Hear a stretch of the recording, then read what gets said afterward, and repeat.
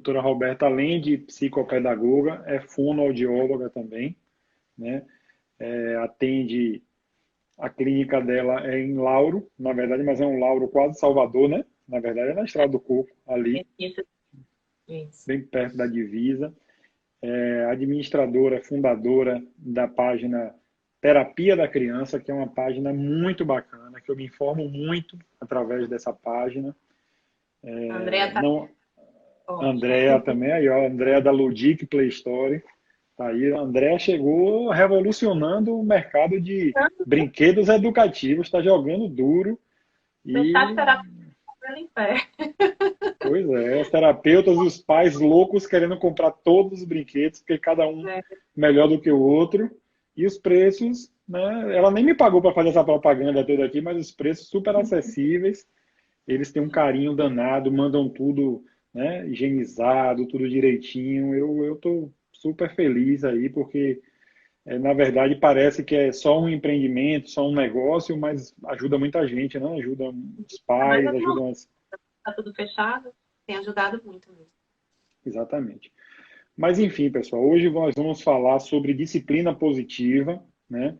Um tema muito importante, né? Especialmente nesse período onde as crianças estão em casa, né? Maior parte do tempo com as famílias. E aí eu acho que tudo fica um pouquinho girando no que eu boto na bio da minha página lá, que é a palavra convence, mas o exemplo arrasta. Então, hoje, a doutora Roberta aí vai dar dicas que são muito importantes, não só para pais de pessoas com autismo, mas para os pais, né? Porque isso vai servir tanto para as crianças típicas ou não. E, enfim, é isso. Eu quero te fazer a primeira pergunta. Primeiro, lhe agradecer muito por mais uma vez você estar É, aqui, né? Falando sobre mais um tema muito importante e pedir que você se apresente brevemente para quem não te conhece, porque afinal de contas, o Instagram com mais de 100 mil seguidores, muita gente te conhece, né? E que você, a primeira pergunta que eu já quero fazer para você começar respondendo é o que é disciplina positiva? joia. É um prazer retornar aqui depois de um mês, 2 meses. O tempo está passando Um tão mês e rápido. pouquinho, um mês e pouquinho. E para quem ainda não me conhece, conhece meu trabalho, eu sou fonoaudióloga infantil, trabalho exclusivamente com crianças e atuo na área de linguagem, na área de comunicação, tanto com crianças que têm algum tipo de atraso no desenvolvimento, como situações de transtorno do neurodesenvolvimento, como autismo, transtorno de déficit de atenção.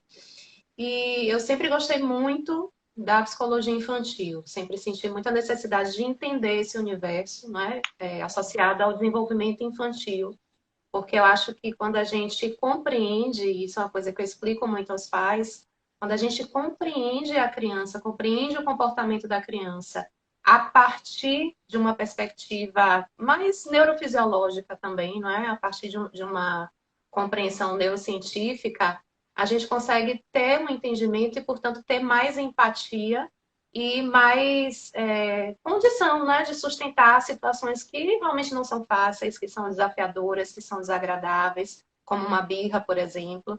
Mas quando a gente consegue fazer essa leitura de uma forma mais apurada, com um olhar mais técnico, a gente consegue ter um entendimento e conseguir atravessar melhor isso junto com a criança. Então, na minha prática profissional como fono, eu sempre busquei ferramentas que pudessem enriquecer a minha atuação, porque a gente sabe, né, quando a gente vai atender uma criança, por mais que a gente se planeje, a gente tem situações ali, né, que acontecem e a gente programa, por exemplo, para fazer alguma coisa específica, alguma atividade, e a criança dá uma birra, diz que não vai fazer, que quer fazer outra coisa. Então, quando a gente tem essas ferramentas, né, de abordar a criança de uma forma respeitosa e ao mesmo tempo que associe, não é, a firmeza e a gentileza que a disciplina positiva tanto coloca em prática, a gente consegue envolver a criança e consegue trazer ela, né, para a gente. Na verdade, é uma via bidirecional. A gente ganha a criança e a criança ganha a gente. E assim a gente vai desenvolver uma educação baseada numa relação, né, respeitosa.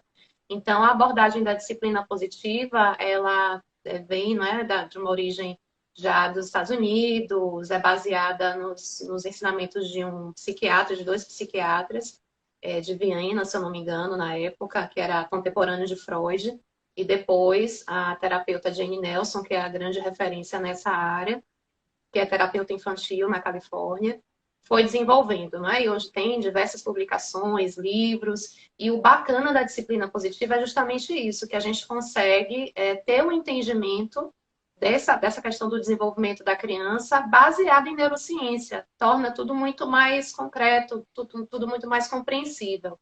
E aí o que acontece, não é? Quando a gente vai falar sobre disciplina positiva, que é algo que tem sido cada vez mais divulgado, as pessoas têm ouvido mais, né, falar sobre isso, disciplina positiva, educação positiva. Em muitas situações, né, os pais eles protestam, querendo alegar que na minha época não tinha nada disso, né? Apanhei mesmo, acho que até foi bom meu pai ter me batido, porque hoje nem Se por eu isso não eu não sou uma tivesse pessoa. apanhado, aquela velha retórica. Ah, se eu não tivesse apanhado, hoje eu era um marginal, hoje eu era isso, hoje eu era aquilo. É verdade. Esse Então, discurso, esse discurso, né, reativo um pouco em relação, né, à proposta da abordagem, que é um tanto quanto ainda nova para muita gente, tem sido ainda muito comum, né? E é engraçado que ainda finalizam assim: apanhei e não morri, né? Tô é, aqui. Vai para o extremo, né? E o que a gente entende primeiro, né, para poder entrar em contato com o ensinamento da disciplina positiva, primeira coisa, acho que a gente tem que ter o coração e a mente aberta, né, para poder se abrir para o novo e ver o que é que vai realmente fazer sentido ou não, o que é que vai se identificar ou não dentro da proposta, porque é um universo de ferramentas, é um universo de valores que a disciplina positiva se propõe, não é? A gente exercitar. E a gente precisa também entender assim que quando a gente está em processo de educação de um filho ou está lidando com uma criança, a gente tende a replicar realmente algumas coisas que a gente vivenciou, né, na nossa educação, tendo isso naturalmente como uma referência. Então, a gente pode ter essa resistência ao novo por conta disso. E às vezes a gente vai para a polaridade extrema, ou seja, de repente você foi uma criança que na infância realmente teve uma abordagem muito agressiva, apanhou, teve essa abordagem mais incisiva em relação, né, a uma rigidez maior educacional, uma educação que ia permeada mais pelo medo, né, de amedrontar a criança para ela se comportar. E acaba que você vê que aquilo não foi saudável e você vai querer ir para o extremo oposto, que é a polaridade da permissividade. Então, você libera geral, você se torna muito superprotetor, não permite que a criança tenha vivências, tenha experiências de frustração, porque aquilo que você vivenciou foi sofrido demais e você não quer que aquilo seja replicado para o seu filho. Então, a gente tem que eu vi ter, né? eu vi um comentário aqui, Mauro.rs03.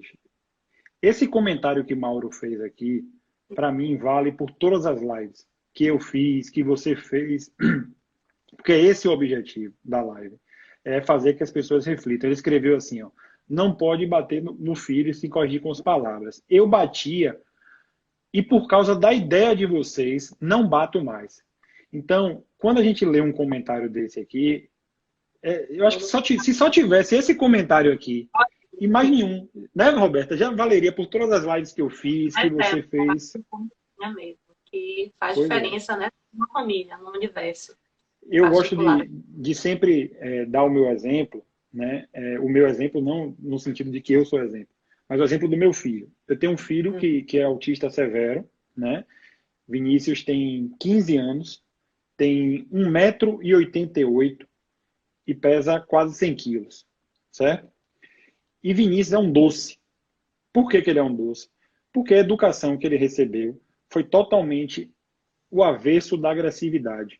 Não existe agressão na minha casa, não existe bater, não existe eu ver gritando com a mãe dele ou nada disso. Então é aquela ideia de a palavra convence, o exemplo arrasta. Então o que eu procuro sempre falar, né, com todos os pais, sejam os pais da AMA ou os pais que eu tenho contato, você não deve bater no seu filho, você não deve ter atitudes agressivas, porque todos nós somos produto do meio em que nós vivemos. Uma pessoa com autismo, isso é muito mais perigoso.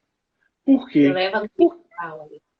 porque ele leva aquilo ali na ponta né? Ele leva aquele exemplo, aquele meio que ele vive, e a partir do momento que inicia-se um processo de agressividade, para se desfazer isso, já não é fácil com uma criança típica. Com uma criança autista, isso é muito perigoso. Então, a gente está falando de uma agressividade que às vezes é desmedida, são agressões pesadas, né? Socos e machucar bastante. Então, todo pai e toda mãe que bate numa criança de 4 anos, 3, 2 anos, que hoje é pequenininha, aquela criança vai crescer e ela vai ficar mais forte do que você, ela vai ficar maior do que você e muito provavelmente você vai se tornar vítima da sua própria agressão. Então, se você não quer pensar do ponto de vista educacional, do ponto de vista da sensibilidade, pense no sentido de autoproteção. Porque você vai envelhecer, você vai ficar, né? Ela vai se tornar mais forte do que você. Então, isso é muito perigoso. Eu queria, Roberta, pedir que as pessoas me mandassem perguntas pela caixinha de interrogação e eu queria que você respondesse essa pergunta aqui de Carla, certo? Que é o seguinte: meu filho está terrível nesse período e estamos realmente sem saber como agir. Se ignora ou se repreende. E aí, disciplina positiva na veia aí agora. Tenho ouvido muitos relatos, né, dos pais, dos pacientes, por exemplo, em que esse período da quarentena, que naturalmente desorganizou a gente, quem dirá uma criança, seja qual faixa etária, seja qual for, né, o nível de desenvolvimento que essa criança está, é mais do que compreensível que isso gere uma ansiedade, que a criança tenha um comportamento, né, mais disfuncional com mais frequência. E ignorar é algo que a gente já ouviu, né, em alguns tipos de orientações. A gente às vezes vê, né, aquela questão, birra, deu birra, vamos ignorar, porque para não reforçar. Não é tão assim, não é tão simples assim. Acho que a gente tem que entrar com um processo, né, de construção com a criança. A disciplina positiva, ela não traz ferramentas imediatas, né? Quem está em busca de soluções muito assim incisivas naquele momento, não é? Como é o efeito da surra, que você bate na criança, tá vendo aí, melhorou, parou. Não é? Então, a surra, a punição física, ela pode dar até uma aparência de que resolveu ali de forma imediata naquele momento, mas a gente tem que entender que as ferramentas da disciplina positiva, elas vão agir a médio e longo prazo, não é? E tratando da construção realmente do desenvolvimento cerebral daquela criança. Então, se a gente ignora, não é? Se a gente deixa tudo muito oculto, se a gente não entra num processo de espelhamento para a criança, para a partir, por exemplo, do momento de perceber que ele está ansioso, que ele está com raiva, que ele está triste, que ele está sentindo falta da escola, está sentindo falta dos colegas, está sentindo falta de sair para brincar, por exemplo. Se a gente não fala sobre isso, por mais que seja uma criança pequena, as coisas ficam sem referência para a criança e ela não consegue fazer essa elaboração sozinha, organizar esse pensamento e esse sentimento. Então, um dos primeiros pontos assim que a gente pode pensar, não é, na infância, antes da quarentena, antes de qualquer situação, é lidar com o processo de educação emocional da criança. Começar a naturalizar, né? A referenciar para a criança, falar sobre as emoções, ajudar a criança a identificar as emoções. Então, quando a gente começa a fazer esse tipo de trabalho desde bebezinho, o bebezinho que está ali tentando encaixar um brinquedinho, né? E não consegue, começa a gritar, começa a chorar, ele não tem linguagem ainda para poder dizer o que ele está sentindo. Mas nada impede da gente falar: ih, filho, ficou difícil, você ficou bravo, ficou chateado. Vamos lá, você consegue, vou te ajudar. Enfim, você está nomeando a emoção da mesma forma que você nomeia o nome dos animais, da mesma forma que você ensina o nome das cores, por exemplo. Né? Fazer disso um beabá mesmo, uma cartilha, né? No caso do processo de habilidade socioemocional. O primeiro passo é ajudar a criança a desenvolver esse vocabulário das emoções para que ela possa, mais para frente, ter essa autopercepção.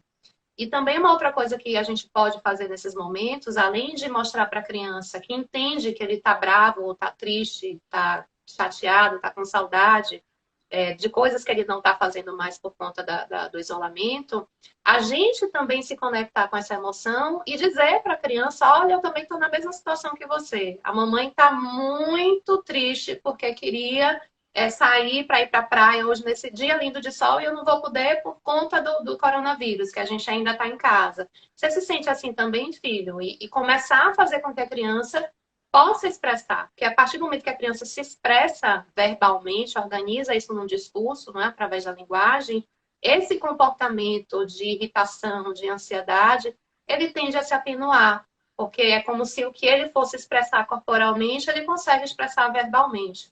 Então, é importante conversar com a criança sobre essas emoções, mostrar para ela que aquele processo realmente gera aquilo ali, que você também sente aquilo, que ela não é a única, né, no planeta que está passando por aquilo. Isso gera uma conexão maior, a criança se torna mais receptiva e menos reativa, ela fica menos na defensiva, né, diante do que a gente vai precisar fazer para direcionar, porque continua a vida, tem que dar limite, tem que fazer as atividades, tem que organizar a rotina. Essa questão da rotina também é importante, não é? Porque quando a gente trata do ambiente, um ambiente que tem previsibilidade, que tem uma rotina o tanto quanto organizada na medida do possível, isso também reduz a ansiedade da criança. Isso vai fazendo com que esse comportamento vá conseguindo se organizar um pouco melhor, né? Tendo menos disfunção aí na parte comportamental. Mas é importante falar, não deixar nada oculto, né? Tem pais que não conseguem explicar porque acham que a criança não tem o entendimento, não é? Que vai ser dito. Mas a gente simplificando e adequando, hoje tem os videozinhos, né? Tem vários vídeos falando sobre o vírus de uma forma lúdica. Dá para a gente contextualizar sim, explicar para a criança e a partir disso ter um diálogo, né? Sobre essa questão das emoções. Eu postei na minha página recentemente um vídeo dizendo assim: eu posso até não falar, mas eu escuto e entendo, né? Falando sobre as pessoas que às vezes falam barbaridades na frente do filho, porque ele é um autista severo e não fala, e aí termina falando, né? Ah, meu Deus do céu, esse menino que só me dá trabalho, e aí fala barbaridades na frente da criança. E porque ela não fala, acham que ela não entende. E isso a gente sabe que os autistas severos que em algum momento da vida começaram a falar ou se comunicaram de alguma forma relataram muito sofrimento com esse tipo de situação. E a pergunta que eu quero, e aí eu fiz um apelo, né, nessa postagem, pedindo que as pessoas respeitassem a presença, que não fizessem isso, tal, aquela coisa toda. E a pergunta que eu quero te fazer é um pouco nesse sentido dos autistas, né, severos, né, que não falam ou que têm uma deficiência intelectual, né, e que têm esse comportamento de bater, né, de morder. Como é que a gente deve proceder nesse caso, né, para, de alguma forma, utilizando a disciplina positiva, minimizar esse comportamento até extinguir, né? O que é que deve ser feito? Porque a gente sabe que sentar e conversar longamente com uma criança típica ou com uma criança com autismo mais leve, isso é muito difícil, não vai dar Uhum. certo. Eu imagino, né, mas qual é a recomendação que você dá para esses casos? Na verdade, assim, a recomendação, quando a gente vai falar em disciplina positiva ou da educação infantil, a gente fala coisas, né, que servem muito para o universo, né, das pessoas com autismo, das crianças com autismo, e a gente vê que, na verdade, são os dois lados, eles são beneficiados com essas orientações. A questão da rotina é bom para o autista, é muito associada, né, a questão do autismo, mas a gente sabe que a rotina organiza qualquer criança, a questão visual, todas as crianças são muito visuais, enfim. Então, nessa parte da desorganização, na desregulação, quando a criança autista, né, seja o grau que ela tenha, quando ela se desorganiza, quando ela apresenta um comportamento, né, de disfunção, a gente precisa entrar numa ótica e enxergar, né, qual é a circunstância. Assim como a birra de uma criança típica, ali na fase dos 2, 3 anos, que é muito comum. Toda birra, toda desregulação, toda questão comportamental tem uma circunstância, tem algo por trás. Então, é importante primeiro que os pais aprendam a fazer essa leitura, né, e consiga fazer esse exercício de modo que consiga, em algumas situações, o máximo possível, se antecipar. Qual é o ambiente, qual é o contexto, qual é a situação que desorganiza meu filho? E você conseguir, né, antes, né, de que o gatilho estoure, você conseguir organizar junto com a criança algo que possa trazer mais conforto. E a gente entra também muito no universo sensorial da criança. Né? Entender qual é o perfil sensorial daquela criança. Uma criança que corre demais quando fica desregulada, ela vai ter uma busca proprioceptiva, né? A sensação do corpo. Então, ela vai correr mais, ela vai pular mais, ela vai ter uma agitação. O que é que pode trazer um conforto para ela, uma regulação sensorial? uma roupa mais pesada, colocar ela num balanço para ela sentir um estímulo vestibular e se acalmar. Não sei, isso aí vai ser Eu de acho acordo que com a orientação, né, de um terapeuta ocupacional de preferência. Mas tem que fazer essa leitura. E a gente conseguindo fazer essa leitura, a gente consegue direcionar. Mas as orientações são gerais, tanto para o autista como para a criança. Então, às vezes, a gente vê uma criança agitada, com birra, a gente tende a falar por cima da criança, começar a explicar várias coisas ao mesmo tempo. Isso não adianta, porque agita qualquer mais criança ainda. que está agitada, ela está com uma sobrecarga sensorial, emocional, seja lá o que for. Então, palavras demais, né? O cérebro que faz essa parte do cérebro que faz essa decodificação, que entende essa abordagem verbal, meio que está desligado naquele momento da birra, né? Ou da agitação. Então, não adianta você vir com muito discurso verbal, porque isso vai, inclusive, pode até intensificar, piorar, a criança ficar mais reativa ainda. Mas você tem que realmente entender o que é que faz aquela criança organizar. Você entendendo isso, você já lança a mão dessas estratégias. Eu, eu gosto sempre de dar uma estudadinha, né? Antes de fazer uma live com um tema fechado, porque eu não gosto de perder o tempo de uma autoridade como você no tema para fazer pergunta boba, né? Então, eu aqui no papel de mediador, eu tento fazer da minha experiência, né, como pai, né, o que eu acho que dá certo para o meu filho falar e também sobre o tema. E você falou uma coisa que foi fundamental, né, que eu acho que é muita pretensão dizer assim, mas a chave do segredo são dois pontos. O primeiro é evitar o gatilho, evitar o início. É você conhecer o seu filho, o comportamento do seu filho e saber que aquela situação muito provavelmente vai desencadear uma birra ou algo que tire ele né, do controle da situação. Então, isso é muito importante. Eu, por exemplo, eu sempre dou esse exemplo nas lives, porque na casa da minha mãe, para minha casa, né, quando a gente entra, tem uma bifurcação. Se eu vou para a esquerda, eu vou para a casa da minha mãe. Se eu vou para a direita, eu vou para minha casa. Tem vezes que eu sei que Vinícius quer ir para minha casa. Tem vezes que eu sei que ele quer ir para a casa de minha mãe. Então, quando eu sei que eu vou fazer o contrário do que ele quer, eu repito isso trocentas mil vezes antes de acontecer. Eu vou dizendo para ele: hoje você não vai para a casa de vovó por isso, isso e isso. E aí, lógico, curto, né? Hoje a gente vai lá para casa. E eu vou falando isso, e as pessoas, quando a gente fala de antecipar, principalmente para um autista severo que tem deficiência intelectual, não é dizer uma vez de manhã e o negócio vai acontecer de noite, não. Você tem que ir alimentando isso reiteradas vezes, principalmente quando vai se aproximando desse evento. Então, isso dá muito certo, no caso com o Vinícius.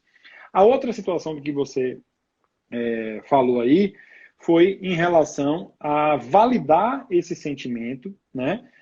O que está acontecendo durante a birra, e naquele momento não ficar falando, tentando segurar, deixar acontecer aquela birra, dizer de uma certa forma, curto, tal, entender o que está acontecendo com ele, tentar fazer uma contenção para que ele não se machuque, né, acolher aquele sentimento, e isso vai ser muito melhor para ele, porque falar não vai resolver. Não é isso? Aí depois que a criança estabiliza, né, emocionalmente, aí sim a gente pode entrar com algum outro tipo de abordagem, que Priscila até colocou aí. O exemplo da comunicação alternativa, né? E, de novo, não apenas para uma criança não verbal, né, dentro do espectro, para uma criança pequenininha também, né? É a questão do exercício. A gente não vai buscar fazer essa abordagem só quando o bicho pega, lá na hora do incêndio para apagar o fogo. A gente tem que entender que isso está sendo exercitado, essa questão da identificação das emoções. Então, de repente, eu gosto sempre de sugerir aos pais que façam um cartaz, bota no quarto da criança as carinhas com as emoções básicas, raiva, alegria, medo, tristeza, e passe a referenciar essas emoções no dia a dia, no cotidiano da criança, e você também falando, modelando isso para a criança, mostrando para ela que você também tem esse hábito de dizer: ei, filho, hoje a mamãe ficou brava porque o engarrafamento estava muito grande, eu não consegui chegar no trabalho na hora. Então, você passando esse tipo de ensinamento de uma forma natural, contextualizada, de forma funcional, na hora da birra, isso vai ser útil, vai ter uma efetividade maior, a médio e longo prazo, porque aí você vai poder pegar a figurinha lá do bravo e mostrar para seu filho. E eu entendo que você ficou bravo na hora que eu pedi para você desligar a TV e você queria continuar assistindo o desenho, porque eu sei que você gosta muito desse desenho. Eu também fico brava quando não quero, não posso mais fazer uma coisa que eu estou querendo. Então a gente vai, né, conectando com a criança, porque quando a gente valida a emoção, o que a neurociência, né, consegue já comprovar, é que a gente consegue criar uma conexão com a criança, ao invés de ativar a região do cérebro em que ela ficaria na defensiva, na reativa. Né? Então, se a gente consegue mostrar para a criança que a gente compreende o que ela está sentindo, traduzir isso em palavras para ela, porque nem sempre ela consegue fazer isso sozinha, a gente consegue, então, essa conexão e ela se torna mais receptiva. E aí, a depender da situação, a gente pode até repassar o que foi que aconteceu. Então, por exemplo, uma criança que ficou chateada e aí pegou o brinquedo, jogou no chão e quebrou. Então, ao invés de você simplesmente brigar com a criança porque ela brigou, ela quebrou o brinquedo, na hora que ela se acalma, que ela estabiliza, que você valida a emoção, que você diz para ela que entendeu. E quando a gente fala que entendeu, gente, não é no sentido de dizer, ah, tá certo, você ficou bravo e agiu dessa forma inadequada. Passa a mão pela Tá, cabeça. não é isso, é você apenas mostrar para ela empaticamente que você compreendeu e que existe, né, uma outra forma de agir numa próxima situação semelhante.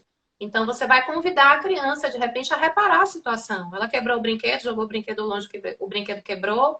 Às vezes o brinquedo nem tem mais conserto, mas é pelo ato simbólico. Como é que a gente pode consertar isso? O que é que a gente pode usar para colar o brinquedo? Né? Às vezes não vai funcionar, não vai ficar bonitinho, lindo, mas é só simbolicamente para ela entender ali, como meio que rebobinar a fita lá no cérebro dela, né, da situação, e conseguir reparar, resolução de problema que a gente está falando, né? Ou então pensar junto com a criança, da próxima vez que você se aborrecer, como é que você pode reagir ao invés de jogar o brinquedo e quebrar ele?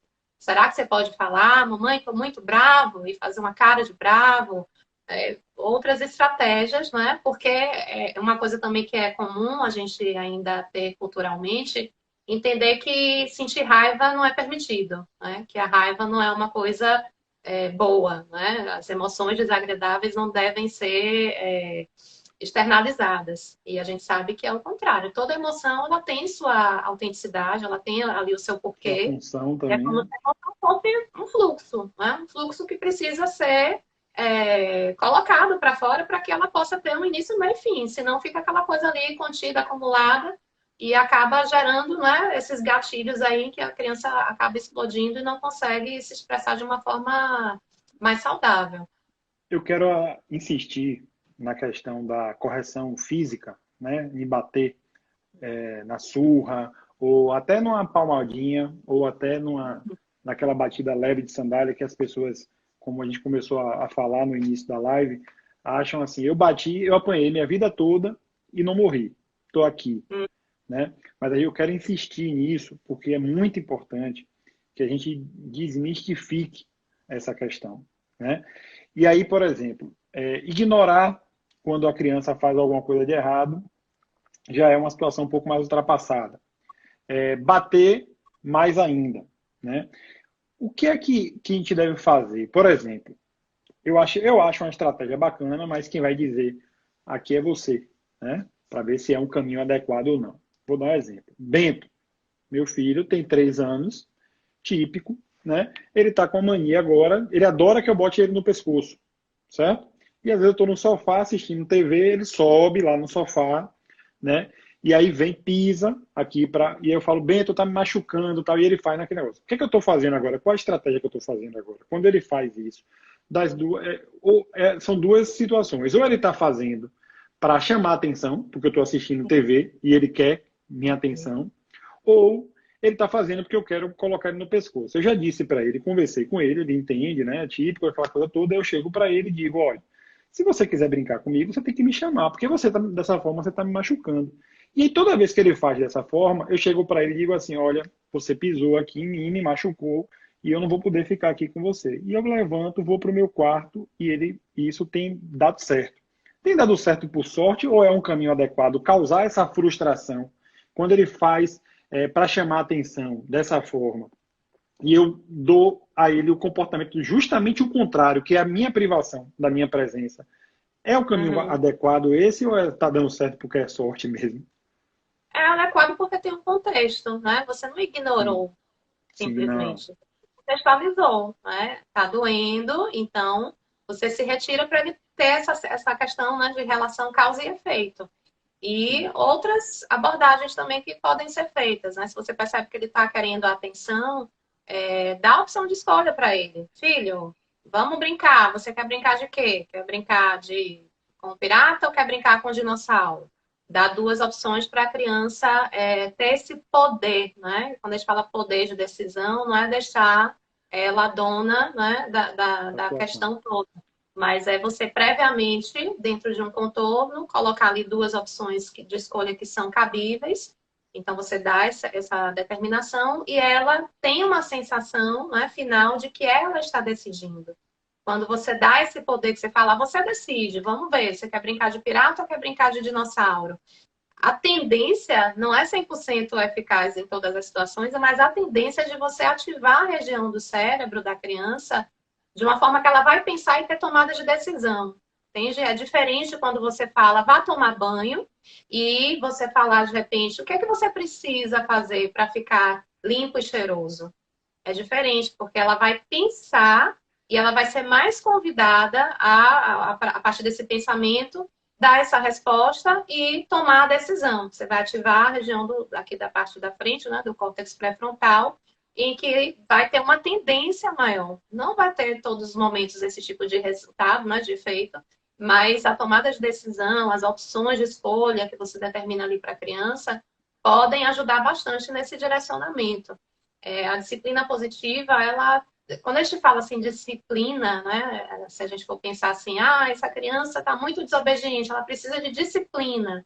A gente pensa muito no conceito ainda de disciplina associado à questão da punição, do castigo. E o conceito de disciplina, dentro da abordagem da disciplina positiva, não é esse. É de ensinar, é de orientar, é de direcionar.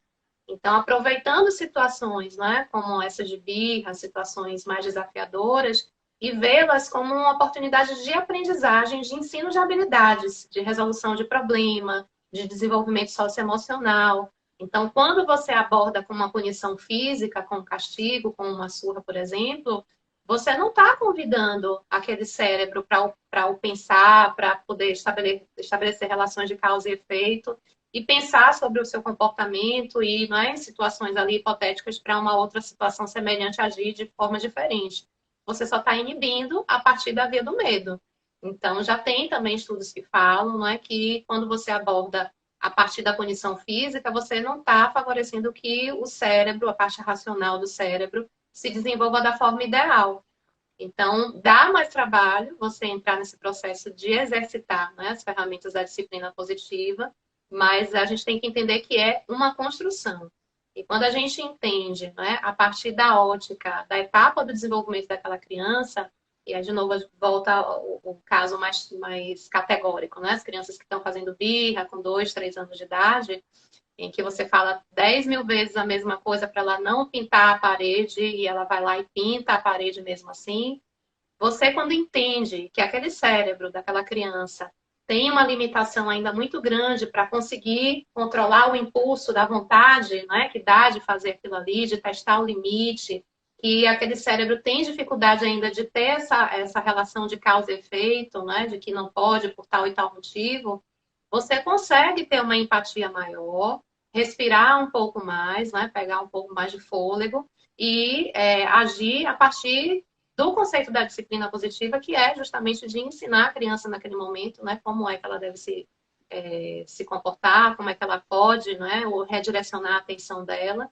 E aí você acaba se tornando menos reativo, porque é uma coisa diferente você ser reativo a uma situação, ao comportamento da criança, onde você vai ter a tendência de gritar, vai ter também essa dificuldade de se controlar e vai bater na criança, porque isso é compreensível que aconteça também com a gente.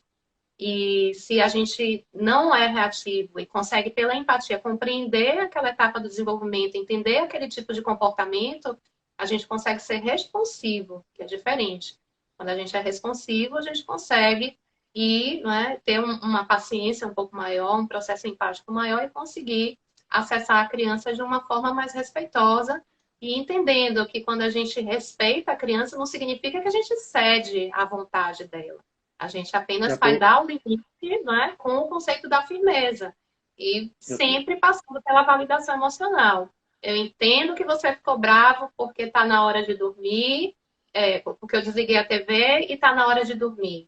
Mas você vai dormir, está na hora de dormir. Né? Eu entendi que você ficou chateado, você tem esse direito. Né? E Gente, isso vai fazendo com que a criança seja modelada em relação a esse processo aí de comportamento e lidar com as emoções. eu quero só falar aqui uma coisa antes de fazer algumas constatações aqui, né? Mas assim, a gente precisa desmistificar uma coisa. Eu sei que a doutora Roberta está falando aí, e eu estou falando isso que eu sei porque eu sou pai. Sou pai de um adolescente autista severo, e eu já tive essa ideia há um tempo atrás. E eu quero dizer para vocês que eu sei que muitos de vocês estão pensando assim: ah, mas ela está falando isso, mas meu filho não entende É, nada. Ah, meu Deus, ela está falando para conversar, para não sei o que, mas meu filho não entende nada. Gente, eu quero fazer um teste com vocês. Vocês vão fazer esse teste, depois vocês vão me dizer. Me mande no direct se não deu certo, me diga alguma coisa. Porque eu vou provar para vocês agora que seu filho entende muito mais do que você acha que ele não entende. Você vai pegar para seu filho uma coisa que você sabe que ele adora, e sem você dizer diretamente para ele, você vai conversar com uma pessoa dizendo que vai fazer aquilo que ele adora, certo? Por exemplo, vou dar um exemplo aqui. Um exemplo, né? Rapaz, eu estou pensando, acho que eu vou botar a galinha pitadinha aqui para meu filho assistir. Você vai falar com outra pessoa isso. Eu garanto a você que ele vai olhar para a TV, ou vai olhar para você, ou vai pegar o controle remoto. Você vai também fazer um teste, né? E esse teste tem que ser com bem cuidado para não desestabilizar ele. Falar que vai fazer alguma coisa que ele não gosta de fazer. Você vai perceber que ele vai reagir imediatamente. Então a gente precisa dar crédito às pessoas com autismo severo, às pessoas com deficiência intelectual e os que não falam. Então é muito importante isso que a doutora Roberta está falando, desse bate-papo, dessa conversa, porque vocês podem até achar que não funciona, porque seu filho não entende, porque você acha que ele não entende, mas não é isso.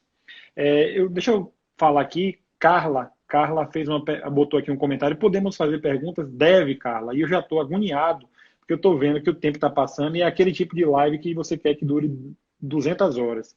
Né? Deixa eu registrar umas presenças aqui.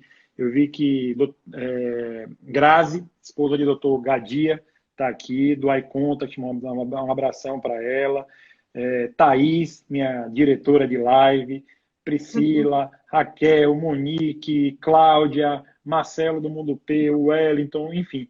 Como eu não quero mais interromper você mais nenhuma vez para falar até o final, hoje aconteceu uma coisa muito bacana aqui em Salvador, que inicialmente eu fiquei muito tenso, né? Que foi a mudança do secretariado da Sempre.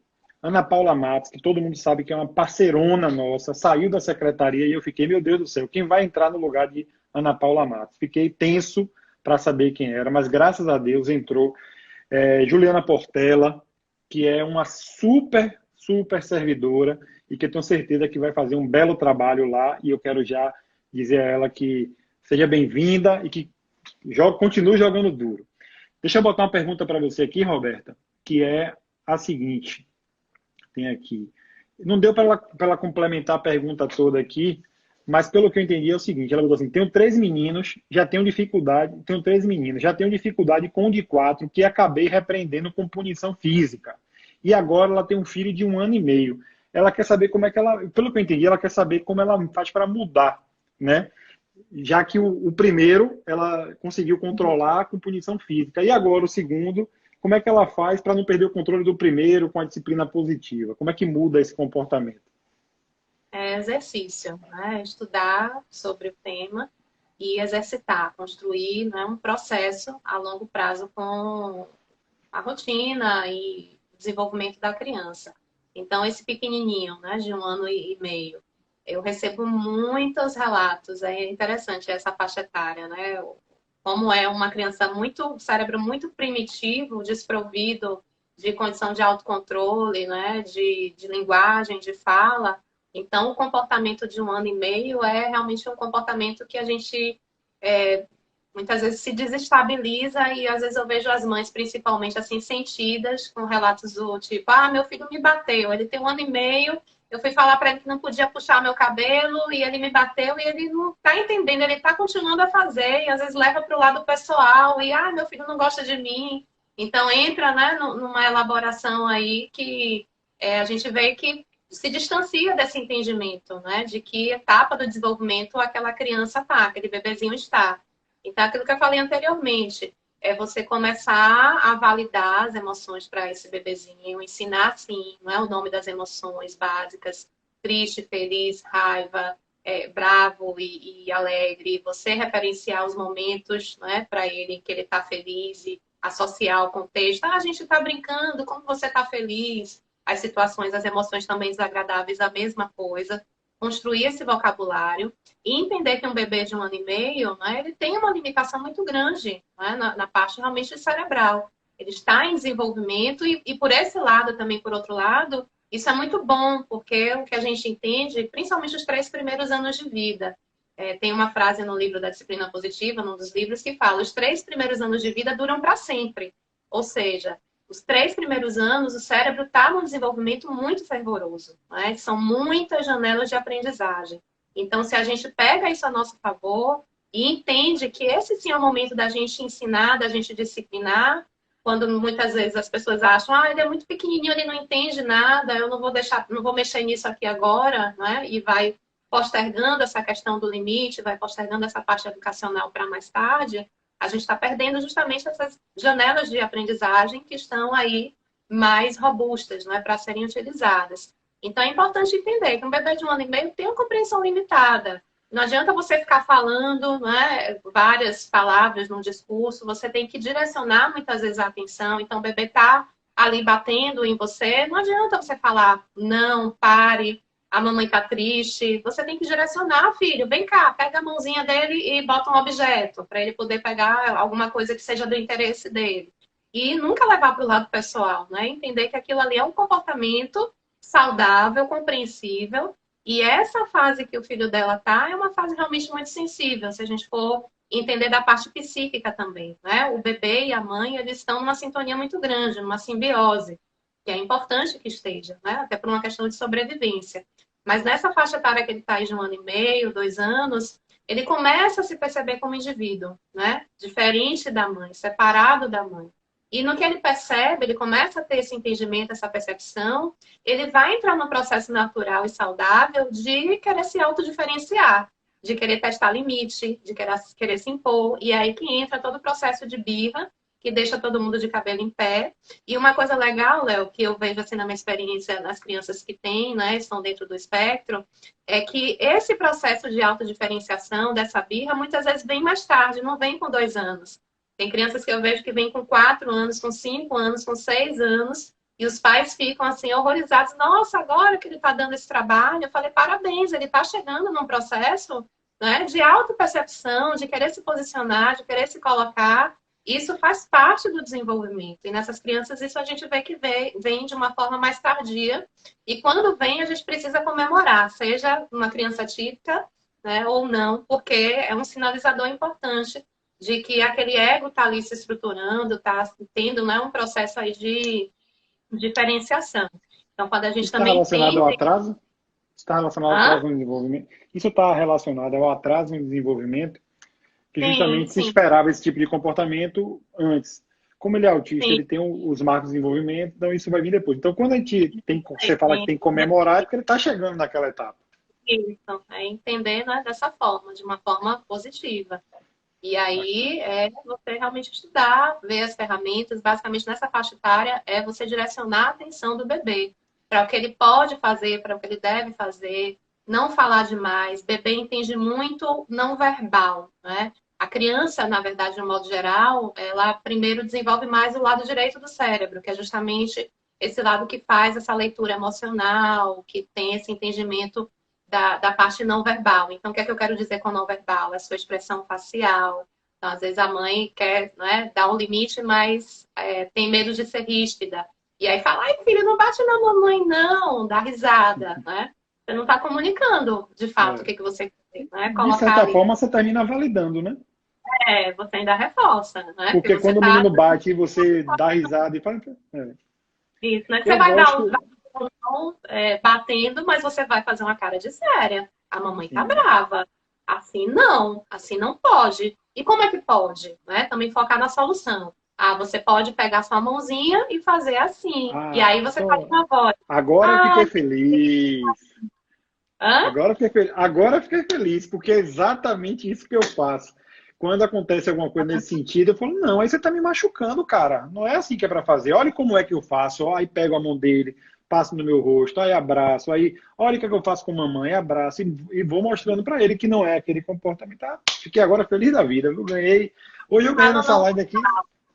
principalmente com os bebezinhos. Com os bebezinhos, caprichar Sim. nesse não verbal, entendeu? Tom de voz, expressão facial, comunicar, né, de acordo com o que você está falando, a situação, para que tenha, né, uma coerência ali no que, na mensagem que você está tentando passar. E paciência. É. E vai passar. Ou vai Paciência, pior. paciência. E depois que você tiver com paciência, você de novo você tem paciência, né? E aí, falando sobre paciência, né? A gente fala muito hoje sobre a questão do autocuidado, né?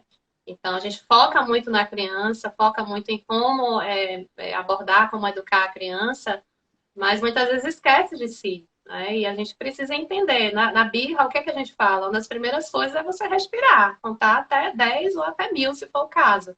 Porque quando você se acalma, você consegue passar essa calma para a criança. Porque, do contrário, se você se agita, se você entra no ataque, né, a criança também vai entrar, né, é neurônio espelho que a gente fala, né, na neurociência. Vai imitar, vai conectar naquela energia, naquele modelo que está sendo dado.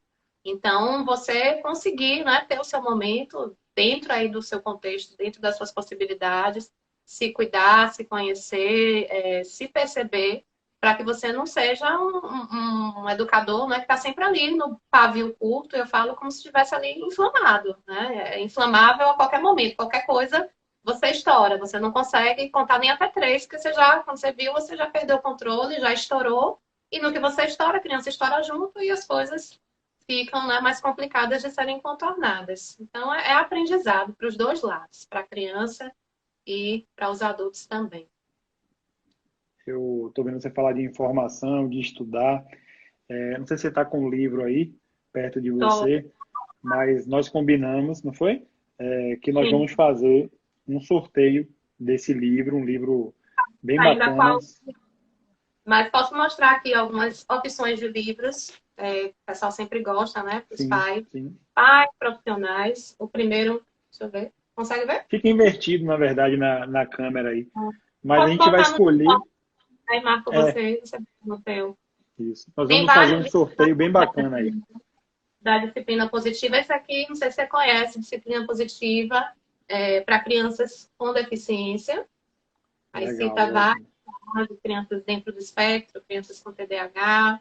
E tem Acho que pode ser também esse aí. esse autor, que é o Dan Siegel e a Tina Bryson, são americanos, e é fantástico esse daqui e esse livro aqui, Cérebro da Criança. Eles falam muito sobre a questão neurofisiológica mesmo. Você consegue entender, né, o funcionamento cerebral nesses momentos caóticos da birra. Eles dão várias ideias de estratégias de como abordar a criança. E a gente consegue aprender bastante a partir dessas leituras também. Bacana. Aí a Vamos gente fazer também um fala. sorteio aí. Vocês já fiquem atentos aí, tanto na página Real Autismo, quanto na terapia da criança. É terapia da criança ou de criança? Eu nunca me lembro. Da criança. Terapia da criança. Nós vamos fazer um sorteio aí para poder gerar informação, que a informação é a chave para tudo. Tiane Costa, ela botou assim, como lidar com o hiperfoco do autismo. Aí eu queria que você relacionasse a questão do hiperfoco à disciplina positiva. Tem algum, como é que a gente pode fazer em relação ao hiperfoco? A gente tem que trazer, né, isso como um facilitador, uma coisa que pode ser útil, né, para abordar a criança. Dentro do que a gente fala, né? Seguindo o interesse da criança, aquilo que ela consegue, né, ter um interesse maior. E a partir disso, de repente, até direcionar medidas educativas associadas àquilo que ela gosta. Então, por exemplo, a criança gosta muito de dinossauro, ela sabe tudo de dinossauro. E aí, ao mesmo tempo, é uma criança que resiste na hora de tomar banho. Então, aí você pode se valer, né, do conceito da questão do atrativo do dinossauro e pedir para a criança escolher. Filho, qual é o dinossauro que você vai querer levar hoje para a gente tomar banho? Você decide, você escolhe. E consegue direcionar a criança a partir, né, fazer uma coisa que ela resiste, que ela não gosta, sendo mediada, meio que seduzida a partir de um interesse que ela tem, né, mais exagerado, mais focado ali, que é o que o hiperfoco faz. Entendi. Não sei se foi isso É, exatamente que ela perguntou, o contexto, mas se não for, fala aí. rapaz, que desaforo, agora que eu tô vendo aqui, ó. Minha esposa aqui me repreendendo, dizendo que eu tô falante demais hoje. É mole? Rapaz, acho que ela Foi, ouve lá, muito. Mas tá certo, pô. apresentador Ela de tá. talk show, É? tem que ser Como falante. é? Apresentador de talk show é falante, já disse, você tem um talk show. Não, mas ela tá certa, eu tenho que deixar o máximo de tempo para você. Inclusive, tem uns 7 minutos faltando aqui. Eu queria que Hum, você abordasse sobre algo que eu não te perguntei, ou que as pessoas não perguntaram aí. Fique à vontade para falar. certo. Tem alguma coisa? Uma coisa que eu sinto, assim, vontade de reforçar contextualizando, né, para esse público das crianças que têm algum tipo de transtorno no neurodesenvolvimento, que têm limitações maiores, que a disciplina positiva pode vir, né, com uma ferramenta para poder direcionar, para ensinar as habilidades e entender que a criança que tem algum tipo de demanda, né, mais específica, algum atraso, algum transtorno, ela também precisa, merece e deve, né, passar por essas situações de frustração, né, de receber os limites necessários, porque é natural, é compreensível muitas vezes que os pais entrem numa via de superproteção. Né? Ah, meu filho já tem problemas demais, já tem limitações demais, ele não vai dar conta de ouvir esse não agora. Né? E aí acaba entrando num processo de educação distorcido, né? Que é compreensível essa intenção do pai de querer proteger o filho de um contexto que já é um contexto mais fragilizado, mais vulnerável, e que é importante a gente perceber que isso faz parte da formação da criança e que você está preparando ela, né? Com um senso de capacidade, focar nas potencialidades dessa criança, não focar só naquilo que ela não sabe, naquilo que ela tem dificuldade. Na minha atuação, por exemplo, quando a gente vai fazer uma entrevista para avaliar a criança, vai fazer a anamnese com os pais, a gente é ensinado na faculdade a ficar ali catando, né, tudo que a criança não faz. Não faz isso, não faz isso, não faz isso. Faz um checklist de tudo que ela não faz. Mas a gente precisa também desenvolver um olhar para ver quais são essas potencialidades que a criança tem. O que é que ela faz, no que ela é boa, o que ela gosta. Né? E a partir disso, a gente se valer dessas potencialidades dela e conduzir o processo de educação como a gente conduz para todas as crianças. Claro que adequando, contextualizando, para aquela etapa do desenvolvimento que ela está, para as questões que a gente precisa adaptar muitas vezes, mas é importante que elas passem, que elas atravessem por essas situações de frustração, que recebam o limite, a educação necessária para se formar, não é? Como um cidadão também, assim como todas as crianças que a gente tem aí em desenvolvimento de um modo geral. É importante ficar atento Eu a isso. quero aproveitar que tem muita gente agora na live para dizer o seguinte: domingo, agora, nós vamos ter uma live muito bacana. Eu tenho certeza que todos vocês querem muito acompanhar, que é com a doutora Rita Lucena, neuropediatra, uma pessoa que tem uma experiência altíssima, né? Professora do curso de medicina da Universidade Federal da Bahia. Enfim, é uma live que eu acho que quem puder assista, porque eu tenho certeza que nós vamos beber de muito conhecimento e atualização. Amanhã eu estou na expectativa de dar uma notícia muito bacana, muito importante para as pessoas com autismo, né? Especialmente as pessoas aqui de Salvador. Vamos ver se confirma isso aí.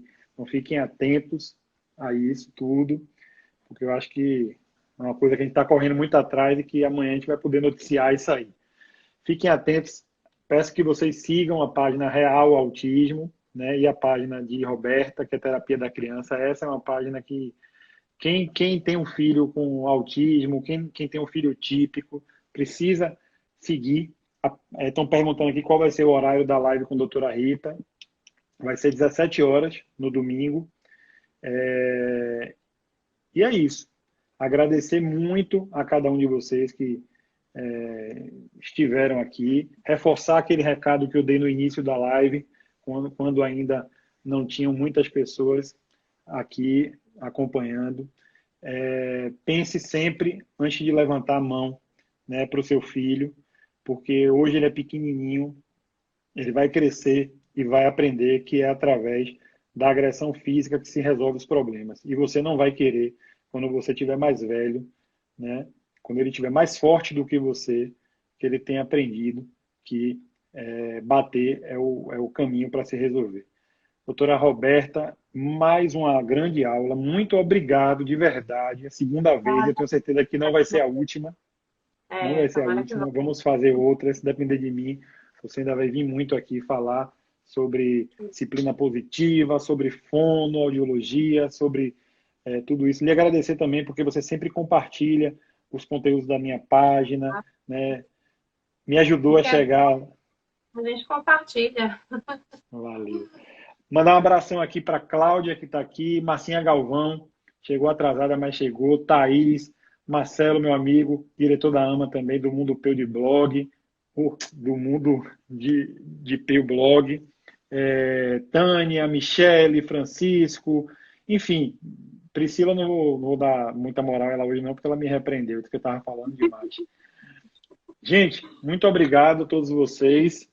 Érico está dizendo aqui, mas já tá perguntando aqui, doutora Roberta, se você está atendendo online nesse período. Sim, Tá, vai né? depender da demanda, sim.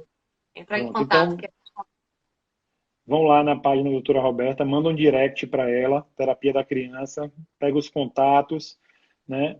E combine que vale muito a pena, não é propaganda não, é reconhecimento mesmo, é uma profissional excelente, excelente, e que está acessível, está perto da gente, não vai ser aquela agenda que você vai ligar hoje, vai ser atendida amanhã, mas dá para ser atendido, né, num período razoável de tempo, que é a proposta dessas últimas lives que eu estou fazendo aqui, dessa segunda temporada, ter profissionais que não só tragam o conhecimento, mas que a gente tenha condições de ter acesso.